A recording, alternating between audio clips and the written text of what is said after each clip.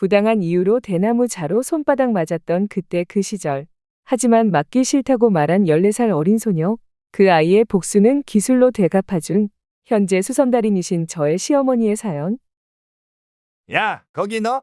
거기서부터 다 쓸어. 조장 아저씨의 굵은 목소리가 공장 안을 울렸습니다.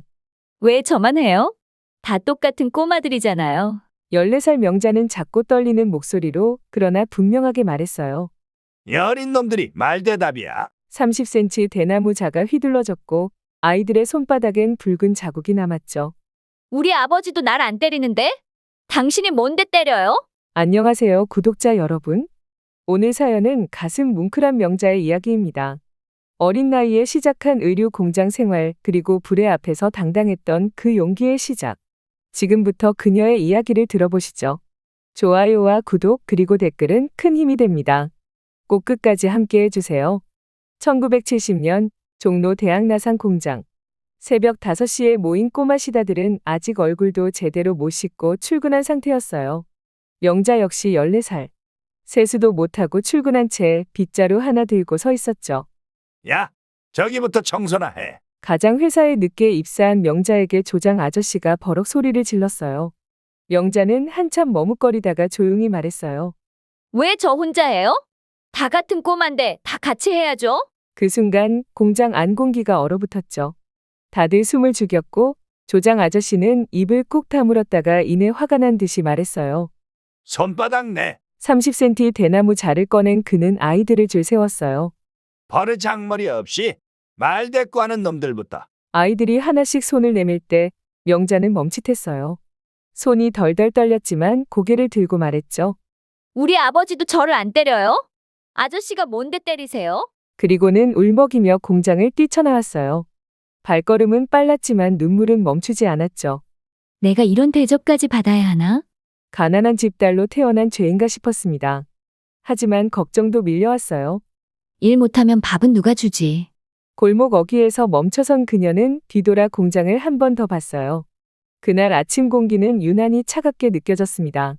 공장을 뛰쳐나온 다음 날, 명자는 집안에서 아무 말 없이 쭈그려 앉아 있었어요.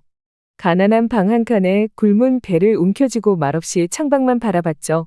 일 그만두면 어떡하냐. 어머니의 한숨이 방 안 가득 울렸습니다. 그때였습니다. 명자야, 공장 조장 아저씨의 제자였던 경수 오빠가 찾아왔습니다. 손에 비닐봉지를 든 채로요. 밥 먹었어? 짜장면 먹으러 가자. 그 말 한마디에 눈물이 핑 돌았어요. 노란 봉지 안에는 김이 모락모락 나는 짜장면 2그릇.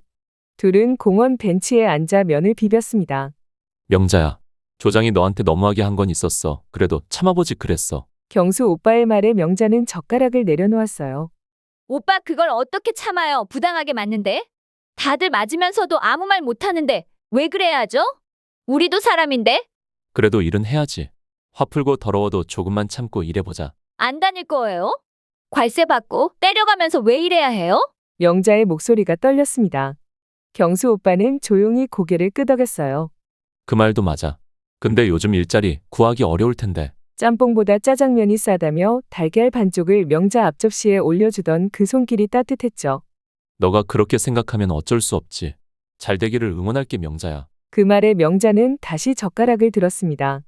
그 짜장면은 지금까지 먹었던 그 어떤 음식보다 쓰고 따뜻한 맛이 났어요.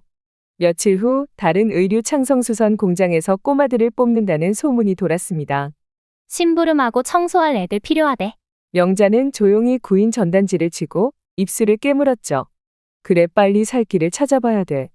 그날 저녁 어머니의 말 한마디가 가슴을 찔렀습니다. 밥벌이는 해야지. 요즘 쌀 한 마리에 7,000원이야. 집에 쌀 있냐?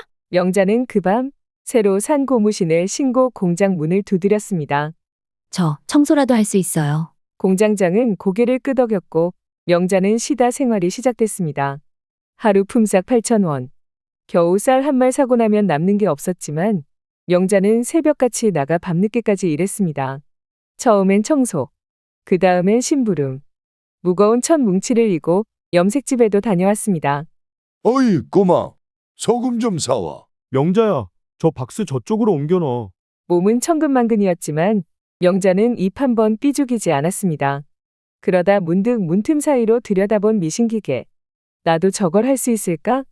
쉬는 시간마다 자투리 천을 챙겨와서 구석에 앉아 바느질 연습을 했습니다. 바늘에 손가락을 찔러도 소리 한 번 지르지 않았죠. 명자야, 너 또 그거 하고 있냐? 같은 시다 언니들이 핀잔을 줘도 명자는 웃으며 대답했어요. 어느 날 누가 아프기라도 하면 내가 대신 할 수 있게. 그 말에 언니들은 피식 웃었지만 명자의 눈은 흔들리지 않았습니다. 기회는 준비된 사람한테 오는 거야. 그때 명자의 나이 겨우 17이었습니다. 공장 미싱 언니는 실력도 좋았고 성격도 까칠했습니다. 명자는 매일같이 그 언니의 손놀림을 유심히 지켜봤어요. 명자야, 실은 이렇게 넣고 박는 거야. 가끔 기분 좋을 때는 언니가 한마디씩 알려주기도 했죠. 하지만 그게 다였습니다. 보조는 보조일 뿐. 그 자리에 앉아 미싱을 돌리는 건 불가능한 일이었어요.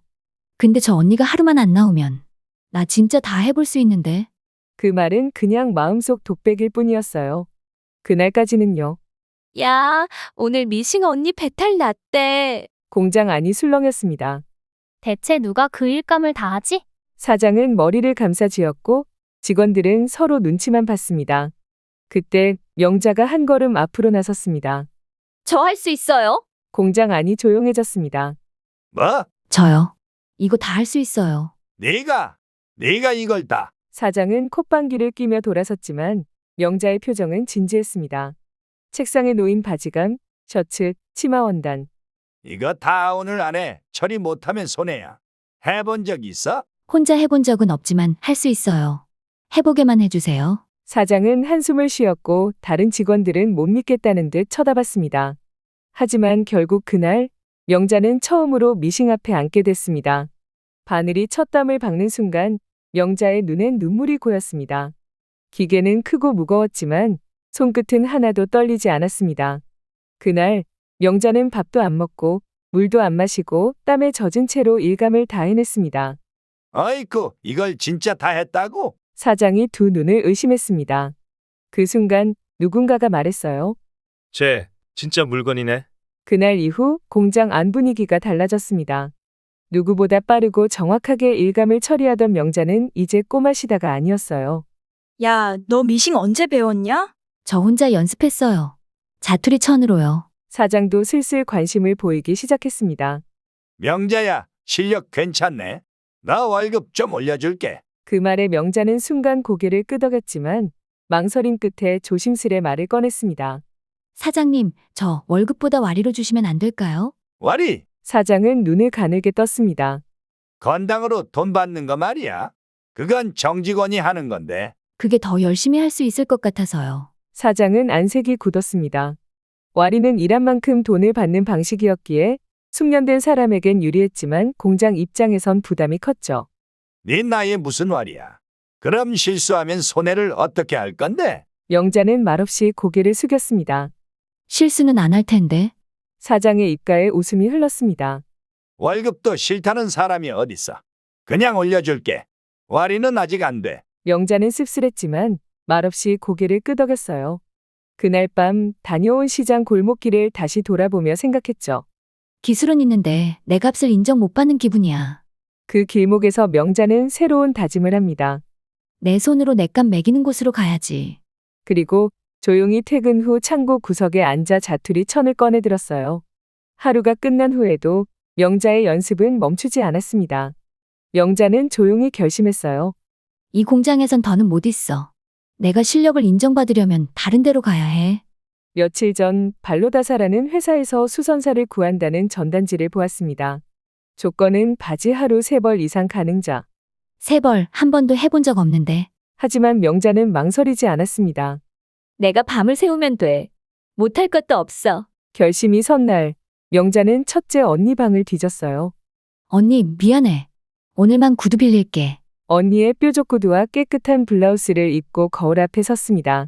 그래도 면접 가는데 촌티나면 안 돼. 화장 하나 못한 얼굴에 하얀 분을 살짝 얹고 명자는 골목을 나섰습니다.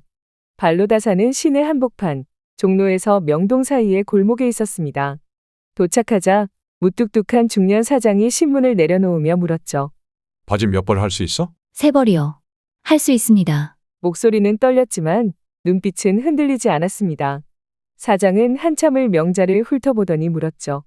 경력은? 창성수선이랑 대환나상에서 일했어요. 사장은 입꼬리를 살짝 올리더니 다시 신문을 펼쳤습니다. 월요일부터 출근할 수 있어. 네. 출근하겠습니다. 대답을 하고 밖으로 나왔을 때 손이 덜덜 떨렸습니다. 진짜 붙은 건가?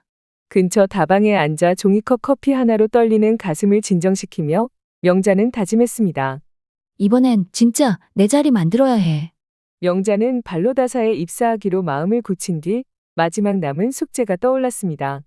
바로 대환나상 사장에게 퇴사 의사를 전하는 일이었죠. 그냥 나가면 되지. 어차피 거기 너 실력도 인정 안 하고 이용해 먹으려고 한 곳인데. 언니 말에 명자는 고개를 저었습니다. 그래도 한참을 배운 곳인데 예의는 지켜야지. 밤늦게까지 머리를 싸맨 끝에 명자는 편지를 쓰기 시작했어요. 손끝이 떨리고 연필심이 부러지기도 했지만 마음을 꾹꾹 눌러 담았습니다. 사장님께 저는 친구와 같은 기술을 배웠습니다. 하지만 친구는 와리를 받고 저는 아직도 월급만 받습니다. 저를 믿어주시지 않는 것 같아 안타깝습니다. 더 이상 회사를 다닐 수 없을 것 같습니다. 그동안 감사했습니다. 편지를 다 쓰고 봉투에 넣을 때 손등에 눈물이 한 방울 떨어졌습니다. 처음으로 바늘을 잡게 해준 공장이었는데 우체통에 넣고 나오는 길 가슴 한켠이 텅 빈 듯했지만 그보다 더 큰 기대가 명자의 등을 밀었습니다. 이젠 진짜 나만의 기술로 나만의 자리로 간다. 하지만 명자는 몰랐습니다. 그 편지가 어떤 파장을 일으킬지. 며칠 후 동네가 술렁이기 시작했죠. 대환나상 사장이 그렇게 화가 났다더라. 명자? 그 애는 이제 이 바닥에서 일 못하게 할 거래. 명자가 퇴사 편지를 보낸 지 사흘 뒤. 공장 골목을 지나가던 명자는 묘한 시선을 느꼈습니다. 뒷말이 오갔고 낯선 눈길이 따라붙었죠. 명자 그 아인 이제 공장 일 못한대. 대환 사장이 뒤집어졌대. 그리고 마침내 그날이 왔습니다. 명동 뒷골목에 있는 발로다사 면접 대기실. 명자는 내일부터 출근할 생각에 들떠 있었는데 야, 명자야. 익숙한 목소리에 고개를 들자 대환나상 사장이 거칠게 다가왔습니다. 손에는 꾹 구긴 편지 한 장이 들려 있었죠. 너 이게 뭐냐? 편지 한 장 던져놓고 도망가면 다냐? 명자는 당황했지만 침착하게 말했습니다. 사장님, 저는 정당하게 의견 드린 거예요. 같은 기술 배운 친구는 와리 받는데 저는 끝내 안 주시잖아요. 사장은 목소리를 높였습니다. 이런 시골 촌년이 어디서 말대꾸야. 내가 내 이름 이 바닥에 다 돌렸어. 다신 못 들어올 줄 알아? 골목이 조용해졌고 행인들 몇몇이 멈춰섰습니다. 명자는 두 손을 꽉 쥐고 이를 악물고 말했죠. 제가 뭘 잘못했습니까? 그저 똑같이 대우해달란 말뿐이에요. 넌 그냥 시다야. 감히. 명자는 숨을 고르며 마지막 말을 던졌습니다. 그럼 그런 사장님 밑에서 더는 못 있습니다. 그리고 돌아서며 등 뒤의 소리와 시선들을 차단했습니다. 이건 시작일 뿐이야. 무섭다고 다시 돌아가지 않아. 명자의 발걸음은 느렸지만 그날 그녀는 평생 기억할 강한 자존심을 지켜냈습니다. 명자는 무거운 마음으로 발로다사 공장에 출근했습니다. 어제 그 골목에서의 언성, 사장의 얼굴, 주변 사람들의 시선. 모든 게 머릿속에서 떠나지 않았죠. 혹시 이 사장님도 알게 되면 날 안 뽑을까?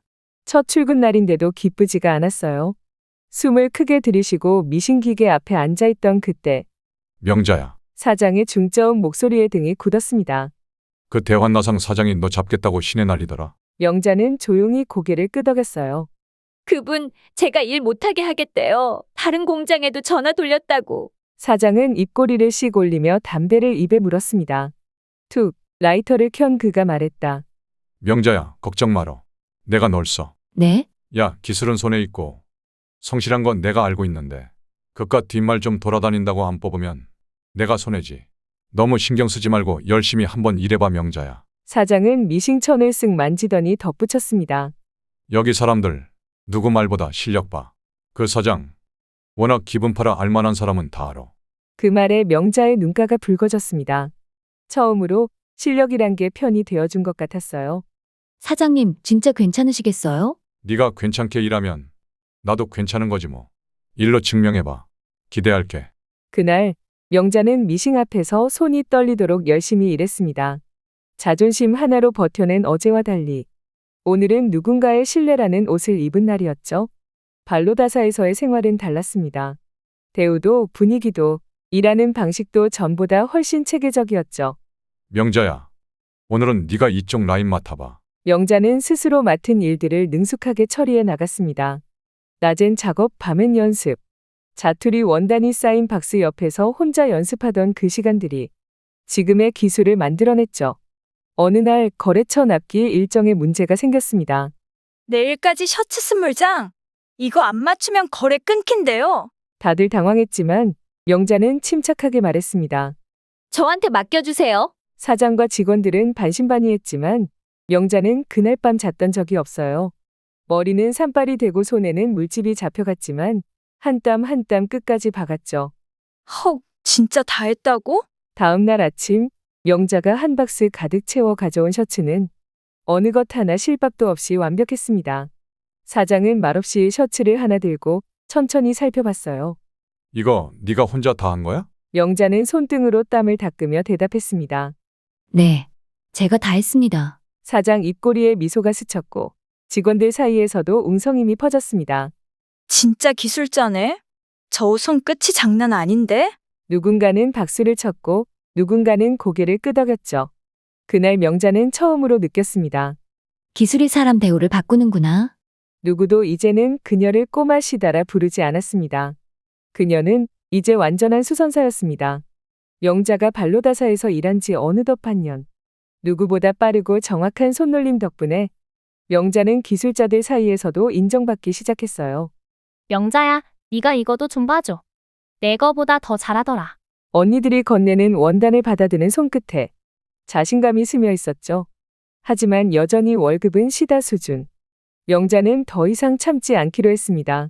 사장이 지나가던 순간 명자는 고개를 들고 말을 걸었어요. 사장님, 저도 이제 제목 받고 싶습니다. 무슨 말이니 명자야? 와리어, 제 기술이면 이제 가능하지 않나요? 사장은 고민하다가 명자를 보며 말한다. 실력도 좋고 잘하는 건 알고 있어. 근데 와리는 책임도 큰데 감당할 수 있어? 명자는 똑바로 사장을 바라보며 말했죠. 지금도 분량 없이 해오고 있어요. 제 손으로 만든 거니까 제목도 제가 정하고 싶습니다. 작은 체구, 굳은 살 박인 손. 그 손에 담긴 진심이 있었어요. 사장은 잠깐 고민을 하다 책상 위 장부를 덮었습니다. 그래, 한번 열심히 해봐. 감사합니다. 사장님. 명자는 고개를 깊게 숙였습니다.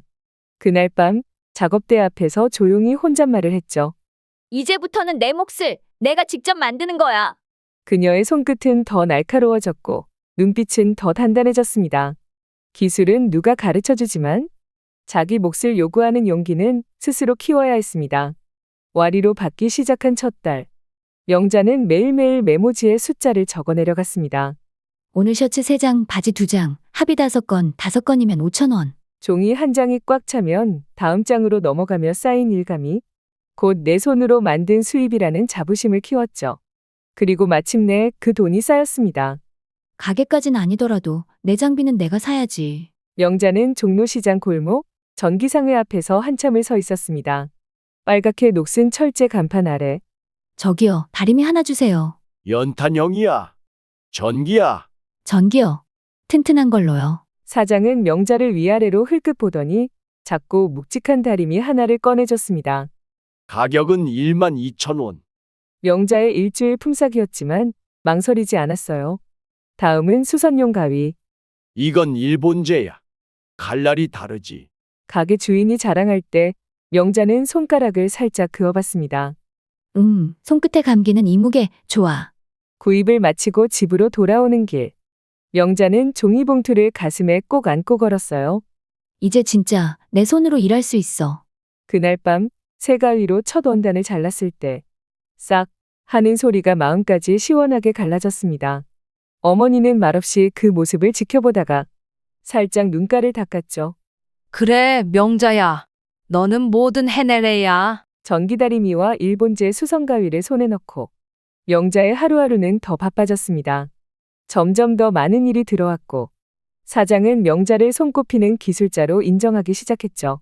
명자야, 다음 주부터는 납품 기준 맡아보자. 그 말에 사내에서는 부러움과 존경이 뒤섞인 시선이 돌았습니다.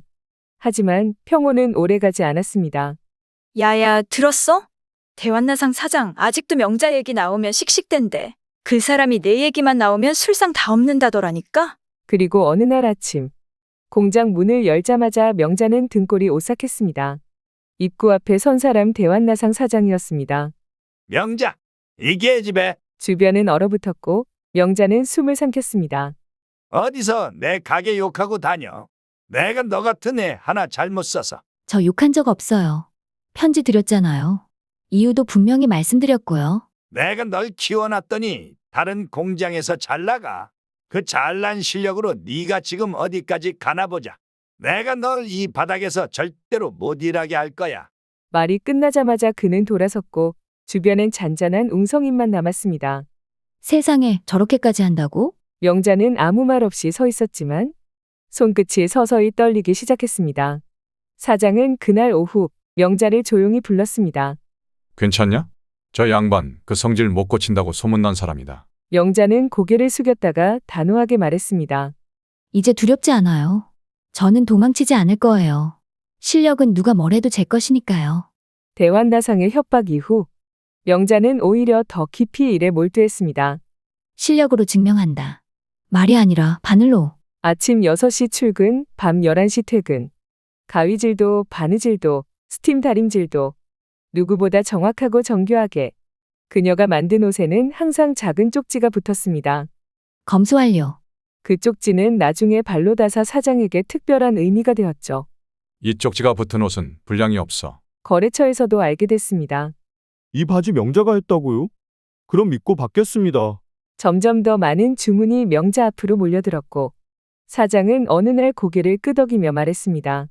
명자야, 너 이제 발로다사 기술 책임자 해라. 이제는 네 이름으로 납품표 써도 되겠다. 그 순간 명자는 그날 골목에서의 분노 섞인 목소리가 떠올랐어요. 너 이 바닥에서 절대로 못 일하게 할 거야. 하지만 현실은 달랐습니다. 대환나상은 점점 거래처를 잃어가고 있었고 명자의 이름은 발로다사 간판 옆 작은 팻말로 새겨졌습니다. 본 수선실 명자 담당. 그분이 명자 씨예요. 저도 옷 맡기고 싶었어요. 거래처 실장들이 먼저 찾아왔고 이름도 얼굴도 몰랐던 이들이 명자의 솜씨를 말했습니다. 복수는 폭언이나 소문이 아니었어요. 명자의 복수는 기술이었습니다. 내 바늘은 거짓말 안 해요. 말은 지워져도 내가 만든 옷은 남으니까요. 세월이 조금 더 흘렀습니다. 명자는 이제 발로다사의 핵심 기술자로 불렸고 그녀의 손을 거친 옷은 언제나 신뢰의 이름으로 팔려나갔습니다. 이 바지, 명자 씨가 했어요? 그럼 사이즈 수선도 걱정 없겠네요. 고객들의 말에 직원들이 자랑처럼 덧붙였죠. 하지만 명자는 여전히 묵묵했습니다. 사람들은 내가 말 잘해서 여기까지 온 줄 아는데 사실 난 그냥 포기 안 한 것뿐이야. 그러던 어느 날 시장 골목에서 대환나상 사장을 다시 마주쳤습니다.